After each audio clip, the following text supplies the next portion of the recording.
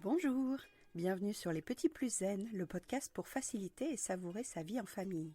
Je m'appelle Séverine, je suis facilitatrice en parentalité après avoir été 22 ans professeure des écoles en maternelle REP+. Chaque semaine, je te propose ici des pistes et des thèmes approfondis sur la petite enfance, l'éducation et la communication pour que tu retrouves le plaisir des relations familiales sereines et épanouies. Une de mes missions est de t'aider à mieux comprendre et apaiser les émotions de chacun pour installer un équilibre entre tes besoins personnels et ceux de ta famille et enfin retrouver du temps pour toi. Je te partagerai aussi mon expérience en classe de maternelle, des découvertes apprises en formation et des outils inédits et actionnables facilement que j'ai créés au fil du temps à l'école et à la maison. Pour ne manquer aucun épisode, abonne-toi s'il te plaît sur ton application de podcast préférée et participe généreusement à la diffusion de mon travail en laissant un avis et une note de 5 étoiles. Pour plus de contenu, d'inspiration et de motivation, retrouve-moi aussi sur Instagram, Facebook et Clubhouse sous le nom Les Petits Plus Zen. Sur ce, je te souhaite une belle écoute.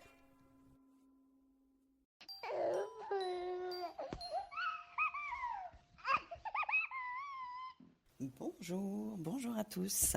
J'avais envie aujourd'hui de faire le point avec les outils que vous avez découverts ou sur les rooms ou sur mon Instagram, peut-être dans le podcast aussi si vous écoutez le podcast, et donc de faire le point avec vous sur comment les utiliser complètement de façon autonome pour vous et que vous n'ayez même pas besoin d'accompagnement, que vous puissiez les faire tout seul.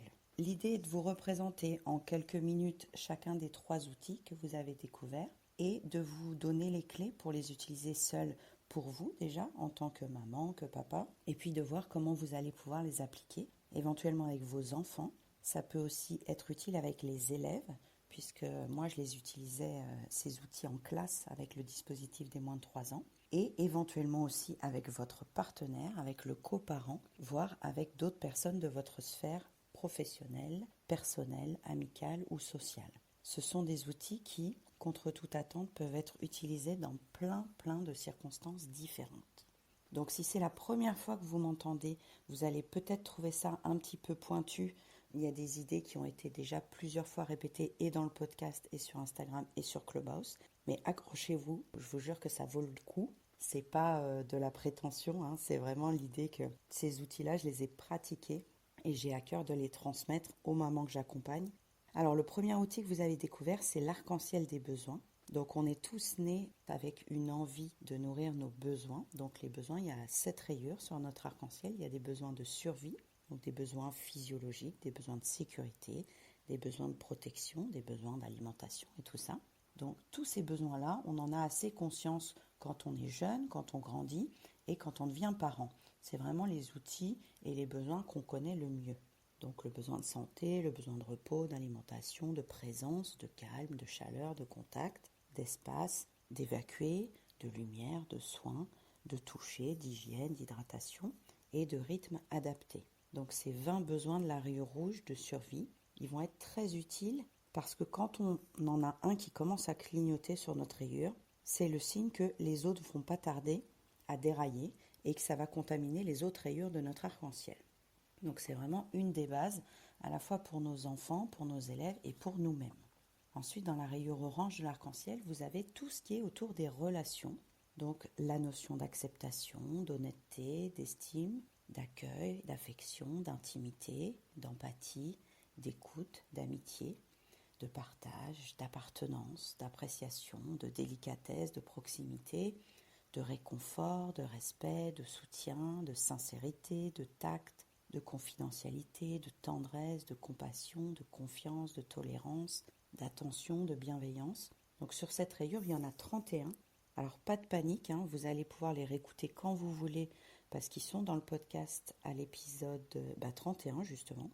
Donc toutes les rayures à l'unité, vous pouvez les retrouver dans le podcast, soit sur votre plateforme à vous, il s'appelle Les Petits Plus Zen comme le nom du club, soit sur le site directement lppzen.com.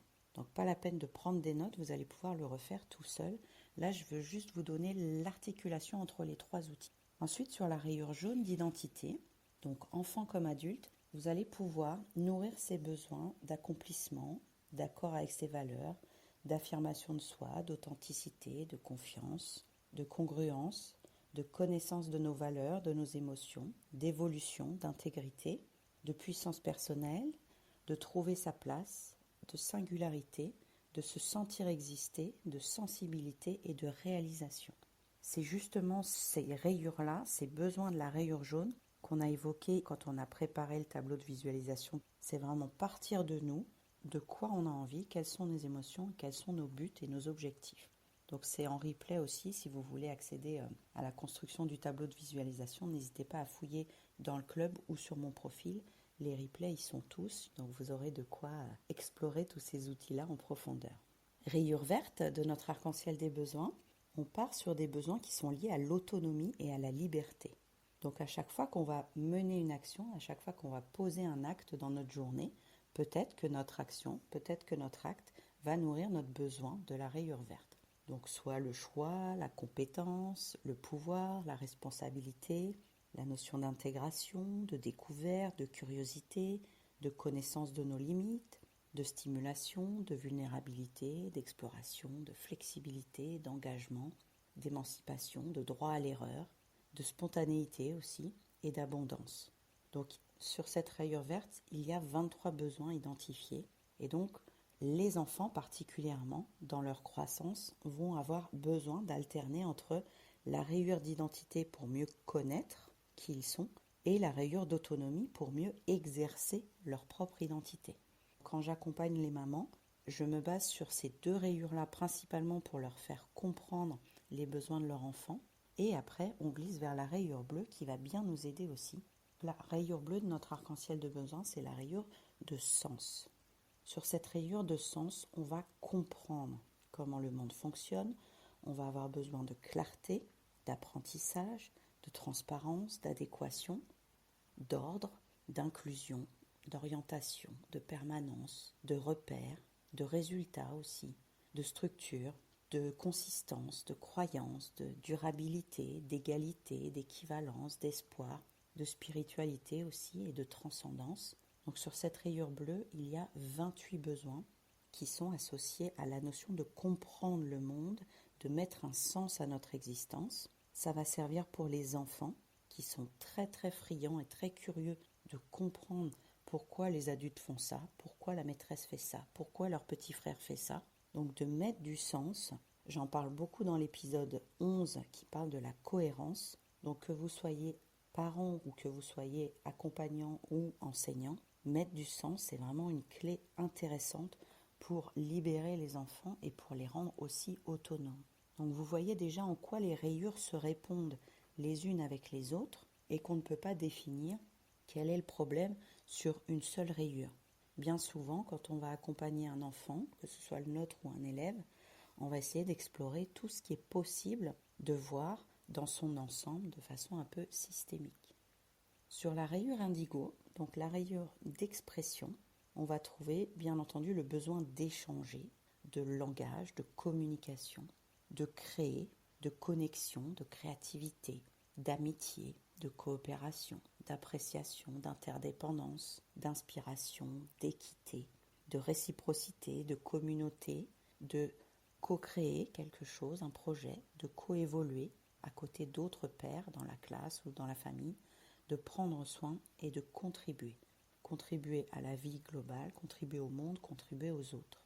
Et bien souvent, je prends cet exemple aussi de Clubhouse. Moi, un de mes besoins qui m'a vraiment beaucoup aidé, c'est vraiment cette rayure indigo, d'avoir pu partager, d'avoir pu échanger, d'avoir pu créer en fait ces outils quasiment en direct avec vous parce que ma façon de les présenter a beaucoup évolué et que c'est grâce à vos réflexions, grâce à vos interventions, grâce à vos questions que maintenant j'affine de plus en plus et mes outils et le programme d'accompagnement.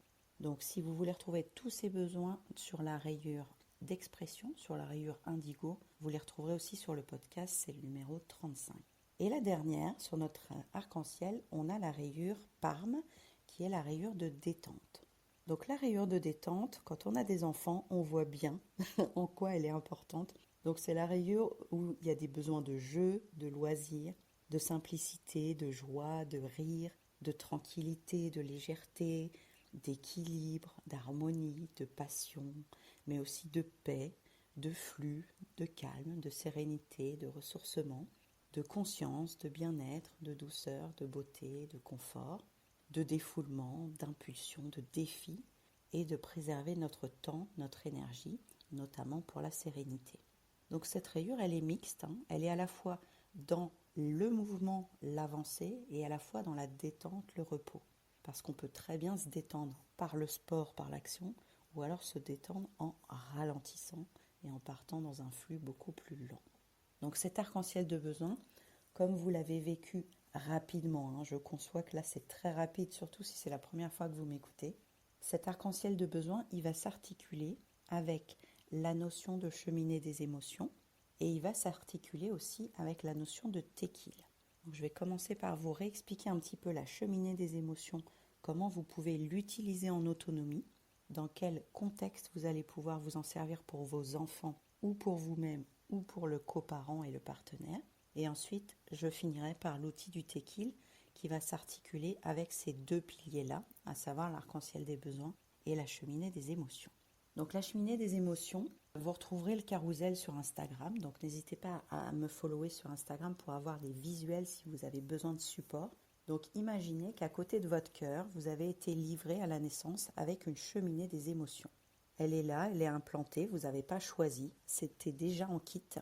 Et dans cette cheminée des émotions, vous avez beaucoup d'allume-feu, vous avez beaucoup de briquettes, vous avez quelques bûches de jour et quelques bûches de nuit. Et quand on était jeune, donc comme nos enfants, ils n'avaient en fait que des allumes-feu très très très inflammables, très très très réactifs. Et la moindre étincelle extérieure, le moindre déclencheur, je vais revenir sur ce mot après, provoque finalement une flamme dans la cheminée de ces émotions. Donc ça peut être une flamme de joie, une flamme de colère, une flamme de tristesse, une flamme de honte, une flamme de dégoût, une flamme vraiment qui peut se mélanger et se surajouter puisque les enfants sont capables de déclencher plusieurs flammes à la fois. Et si vous observez bien les adultes ou vous-même, vous verrez aussi que les adultes ont parfois plusieurs flammes à la fois. Donc l'intérêt de cet outil, c'est qu'on peut le prendre soit en prévention, donc agir avant que les flammes ne se déclenchent. On peut aussi utiliser cette cheminée des émotions en réparation après une crise pour voir ce qui a déclenché notre flamme. On peut essayer de comprendre pendant la flamme comment faire pour apaiser notre émotion. Alors à part si c'est une émotion de joie ou de sérénité, auquel cas on va plutôt travailler sur comment maintenir cette flamme en nous. Et puis on peut utiliser aussi cette cheminée des émotions pour vivre les émotions qui nous plaisent sur le moment présent sans rajouter de la peur ou de la tristesse ou de la colère. Donc on va avoir plusieurs actions possibles avec d'autres outils que vous avez plus ou moins découverts si vous me suivez sur Instagram, à savoir une des principales actions sur notre cheminée des émotions, c'est de trouver quel était le déclencheur à notre émotion. Donc si vous voulez faire l'exercice en temps réel, je sais que vous avez vos écouteurs, peut-être que c'est possible pour vous, plongez dans votre cheminée des émotions, là tout de suite, et regardez combien de flammes vous avez dedans. Peut-être que vous avez une flamme de colère, peut-être que vous avez une flamme de joie, de paix, de tristesse, d'agacement, de honte. Donc vous avez peut-être plusieurs flammes.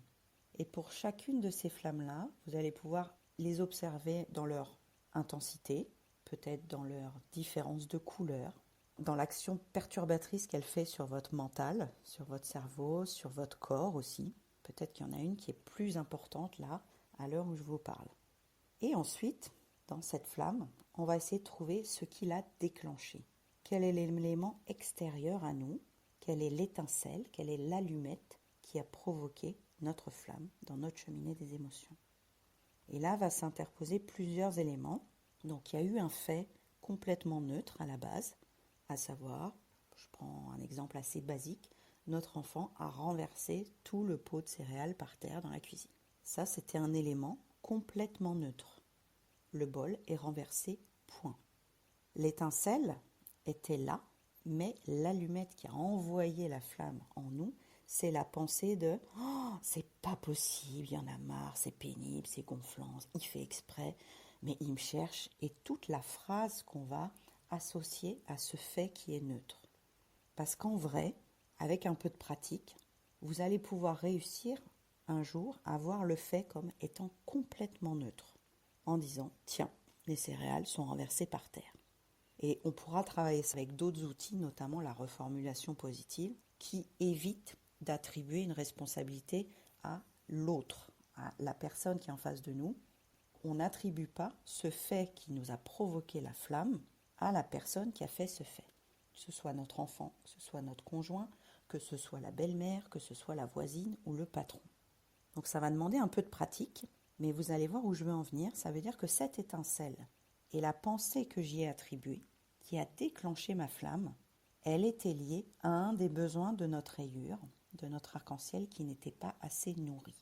Ça veut dire qu'au moment où on pique une colère intérieure, où on voit une flamme se déclencher en nous, d'agacement, d'énervement, de peur de ne pas être à l'heure, de tristesse de ne pas réussir à installer la parentalité qu'on veut, etc. Complétez les guillemets et les petits tirets comme vous voulez et comme vous vous sentez vous, là, dans votre cheminée. Et dites-vous, la flamme s'est déclenchée par ce fait neutre. Et ce fait neutre, j'y ai tout de suite associé une pensée qui me montre, et c'est ça l'intérêt, et c'est ça la voie que je vous engage à suivre, qu'il y avait un de mes besoins qui n'allait pas bien avant que ce fait arrive. Donc est-ce que c'était sur notre rayure de détente, justement? Est-ce qu'on avait un grand besoin de paix et d'ordre? Et au moment où les céréales se renversent, là, on voit bien que notre paix et notre ordre part en éclats sur notre rayure de besoin. Est-ce qu'à ce moment-là, on avait un besoin d'accomplissement, de résultat, donc plus sur la rayure jaune ou verte, et que là, on voit qu'on sera soit en retard parce qu'on doit réparer ce qui s'est passé, donc il ne s'agit pas de punir, il ne s'agit pas de monter dans les tours, il s'agit juste d'agir sur le déclencheur. Est-ce qu'on va laisser les céréales là ou pas jusqu'à ce soir? Est-ce qu'on part quand même? Est-ce qu'on empoigne l'enfant et qu'on le met dans la voiture tel quel? Est-ce qu'on lui parle? Donc le fait de trouver quel était le besoin qui clignotait avant que notre cheminée s'enflamme va nous aider à trouver la bonne solution et la bonne action. Donc là, vous avez déjà une interaction entre les deux outils. Ça veut dire que pour analyser notre cheminée et notre flamme, vous allez partir sur votre arc-en-ciel de besoin. Et si vous voulez faire ce travail avec vos enfants ou vos élèves, vous pourrez faire la même démarche, et c'est ce que je faisais en classe, à savoir pour comprendre pourquoi l'enfant se met dans une rage telle, ou dans une tristesse, ou dans une peur. Je partais sur sa cheminée des émotions, et je trouvais quel était le déclencheur, neutre, et je trouvais quelle était la rayure qui était en train de clignoter et que je n'avais pas vu clignoter. Donc ce processus, il va s'installer avec la pratique. Donc j'ai toutefois en votre compétence pour l'installer pour vous et pour vos enfants. Et avec la pratique, vous verrez que ça met de moins en moins de temps à identifier quel était le besoin qui clignotait, sur quelle rayure et en quoi la pensée qu'on a associée à ce fait neutre a déclenché notre flamme de cheminée. Et parfois, vous allez peut-être être surpris de voir à quel point l'émotion n'est pas directement liée au besoin. Finalement, vous vous retrouvez à avoir peur alors que c'était plutôt un besoin positif. Mais comme il était manquant, comme il était clignotant, comme il était en quête de votre attention, eh ben, il a déclenché une émotion différente de celle à laquelle on pourrait s'attendre. Donc voilà une des premières articulations entre l'outil de la cheminée des émotions et l'outil de l'arc-en-ciel des besoins. Je reviens sur l'utilisation que vous pouvez en faire déjà de ces deux outils. Donc de le faire en prévention, ça veut dire si vous scannez régulièrement votre arc-en-ciel, vous allez plus vite identifier ceux qui sont en train de vous alerter, de clignoter. Donc ça, en prévention, ça marche quand même assez bien de regarder l'arc-en-ciel des besoins en dehors de toute crise. Et puis, quand vous avez une émotion très très forte, vous pouvez le soir, en redescendant, vous dire, bon, cette émotion, elle avait l'air incontrôlable, à un moment j'aurais pu être capable de taper, de lancer un truc par la fenêtre et tout. Est-ce que je peux scanner mon émotion pour l'attribuer à un besoin? Et du coup, ce sera une prévention pour la prochaine fois. Ce sera à la fois une réparation de mieux comprendre pourquoi ça nous est arrivé, et ce sera aussi un outil pour la prochaine fois pour éviter que ça se reproduise. Donc l'articulation entre les deux, en tant que crise, vous voyez bien en quoi elle peut servir. Et le dernier outil, l'outil du tequil, il va vous permettre d'aller vers une compréhension au temps présent, en dehors des crises, pour à la fois prévenir les émotions qu'on n'a pas envie de ressentir, Et puis aussi se dire, je vais soigner au maximum mon arc-en-ciel des besoins. Comme ça, plus les rayures seront brillantes et clignotantes, moins j'aurai de risque d'avoir des pensées qui m'envoient des allumettes dans ma cheminée des émotions et qui déclenchent une flamme de tristesse, de colère, de peur, de honte, de dégoût et tout ça. Donc c'est une pratique vraiment de nous à nous. Il n'y a pas besoin d'un intermédiaire, il n'y a pas besoin d'un tiers, mais c'est une pratique qui va demander peut-être un peu d'entraînement et un peu de répétition. Donc j'en viens à l'outil du Tekil pour ceux qui ne le connaissent pas. Donc il y a un carrousel sur Instagram que vous pouvez relire tranquillement au calme. Donc le Tekil, c'est une activité qu'on va faire comme un temps de qualité. Donc c'est une activité horizontale, ça veut dire que la personne avec qui on va le faire, on va la mettre au même niveau de besoin que nous, au même niveau d'importance que nous. Donc si c'est notre enfant, on va considérer que ses besoins de son arc-en-ciel sont aussi importants que nos besoins de notre arc-en-ciel des besoins à nous. C'est une activité qui est sur mesure en fonction des deux personnes qui vont pratiquer cette activité.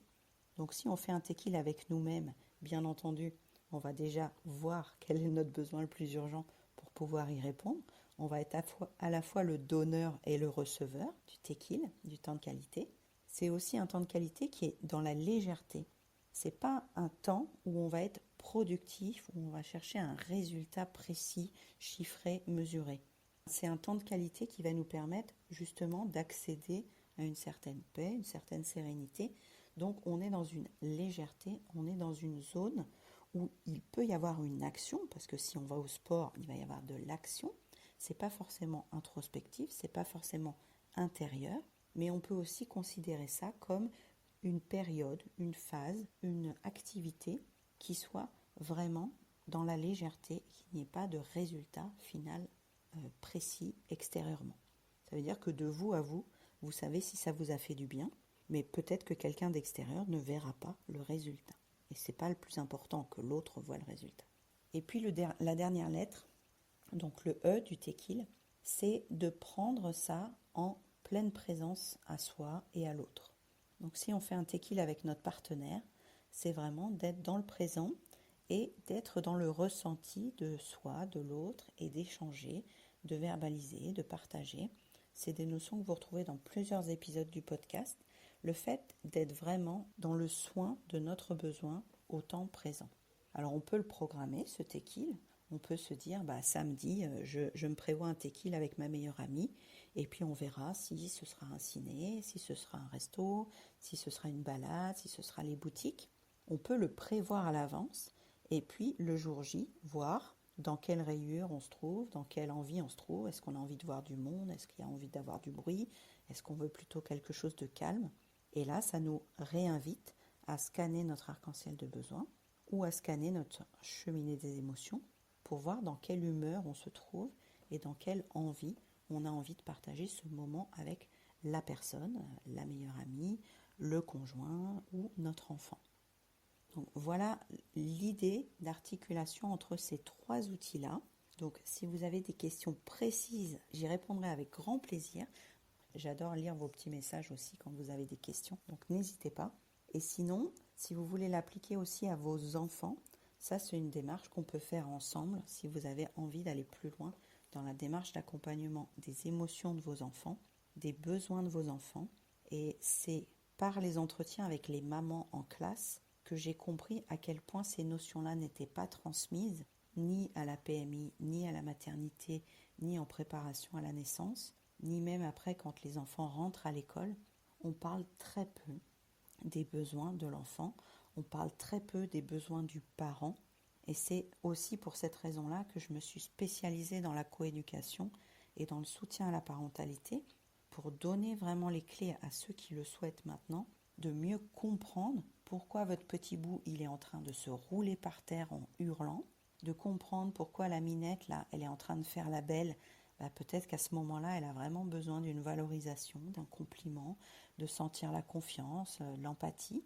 Donc tous ces comportements qu'on a tous les jours, si vous observez demain toutes les actions que vous allez faire dans votre journée, absolument toutes vos actions vont nourrir un des besoins de votre arc-en-ciel. Même le plus trivial, vraiment, partez de la base. Du matin, vous vous réveillez la première action que vous allez faire, que ce soit d'aller aux toilettes, que ce soit de manger, que ce soit de prendre votre douche, ça va nourrir un de vos besoins sur votre arc-en-ciel de besoins. Le besoin d'évacuation, le besoin d'hygiène, le besoin de santé, le besoin d'alimentation. Toutes vos actions de toute votre journée va nourrir un de vos besoins. Et l'idée, c'est de pouvoir, au fur et à mesure de la pratique de ces 3 outils, les faire de plus en plus consciemment. Ça veut dire que quand vous scrollez sur Instagram, peut-être qu'à ce moment-là, ça vous divertit, donc c'est dans la rayure violette de détente, ça vous ressource, vous avez des nouvelles idées, ça vous permet de passer à autre chose, ça vous donne un petit moment de rire si c'est des contes amusants. Et donc, à ce moment-là, vous pouvez vous dire, j'ai nourri un de mes besoins. Et ça permet de désactiver aussi la culpabilité. Parce que bien souvent, on se dit, oh là là, mais aujourd'hui, j'ai pas vraiment été productif, aujourd'hui, j'ai pas vraiment été efficace. Mais en fait, les actions qu'on a posées dans notre journée ont toutes répondu à des besoins différents. Et en quelque sorte, vous avez peut-être posé des actions qui, justement, nourrissaient un besoin qui allait clignoter sur votre rayure. Et en ce sens, vous pouvez faire un petit audit de ce que vous faites comme action dans la journée en vous disant, tiens, cette demi-heure que je viens de passer là à peaufiner mon petit visuel ou mon petit contenu ou ma grille de pointage pour mes élèves, pourquoi est-ce que j'y ai passé autant de temps? Quelle était l'intention, quel était le besoin que j'ai nourri là-dedans? Alors ça peut être un besoin de précision, ça peut être un besoin d'intégrité, ça peut être un besoin de compétence. Donc on est entre la rayure d'autonomie, la rayure verte et la rayure jaune. En fait, à chaque fois qu'on pose une action, on peut trouver le besoin qui est associé.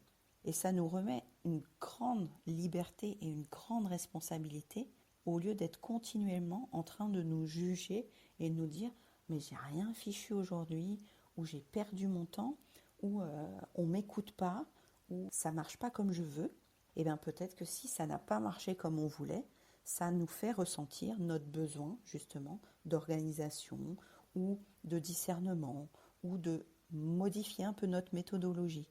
Et en ce sens-là, si l'émotion qu'on ressent dans notre cheminée est justement un certain agacement ou une certaine tristesse, on peut plonger dans cette flamme et se dire pourquoi je ressens ça?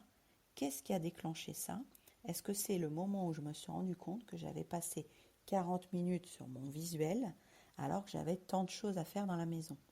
Et au lieu de me fustiger, je me dis, j'avais besoin de précision sur ce visuel, ça me nourrissait de l'intérieur, je me sentais accomplie d'aller jusqu'au bout, c'était mon intégrité, c'était ma notion d'être précis, d'être clair. Donc là, on est encore une fois sur la rayure jaune, sur la rayure bleue, peut-être notre besoin d'expression aussi, de trouver le bon mot, la bonne image, la bonne illustration. Et on voit ça d'un œil plutôt positif du coup, de se dire, mon visuel m'a pris du temps, mais à la fin, je ne suis pas obligée de me juger en disant j'ai perdu mon temps. Je peux aussi me dire j'ai nourri plusieurs de mes besoins en faisant cette action-là dans ma journée. Et de la même façon, s'il y avait eu un imprévu dans votre journée, vous avez peut-être décidé de le maintenir ou de l'écarter. À ce moment-là, c'est que le besoin qui vous paraissait indispensable, prioritaire ou urgent était en lien avec votre vécu. Et je vous souhaite justement de faire ça en conscience de plus en plus. Ça veut dire que tout au long de votre journée, vous allez dérouler le nombre d'actions que vous allez faire en vous disant « je fais ça parce que j'ai besoin d'ordre, je fais ça parce que ma sensibilité me permet un peu de paix, un peu d'harmonie quand vous vous promenez dans le petit patio de votre entreprise juste pour redescendre parce que la collègue elle vous gonfle. Et à ce moment-là, c'est votre besoin de paix, d'harmonie qui est nourri. Profitons-en. Et puis après, on va prendre un café et on discute avec les collègues. Et là, c'est la rayure de relation qui est nourrie. Mais essayez de balayer de temps en temps votre arc-en-ciel en vous disant quelle est la rayure qui clignote le plus aujourd'hui. Parfois, c'est la rayure d'expression. Moi, typiquement, c'est souvent ma rayure d'expression qui clignote. Parce que je sens que je n'ai pas dit ce que j'avais à dire à mon conjoint, ou je n'ai pas dit ce que j'avais à dire à mon ado, ou j'ai pas dit ce que j'avais à dire à mon directeur à l'époque. Voilà, et je me sentais mal, ça me déclenchait une flamme de ne pas dire ma vérité, ma responsabilité, ma singularité à ce moment-là. Et peut-être que vous, c'est complètement différent. Peut-être que votre émotion principale, c'est plutôt de l'accablement ou plutôt de la joie.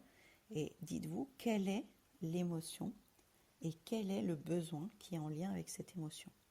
Donc voilà un petit tour d'horizon d'articulation entre le tequil qui peut aussi bien se poser dans votre vie en conscience, de vous à vous, ou avec votre enfant, ou avec votre collègue, ou votre meilleur ami, ou votre conjoint. Ce tequil, il peut aussi arriver en réparation après une grosse flamme, en vous disant « Oula, j'ai pas du tout envie de maintenir cette colère toute la semaine.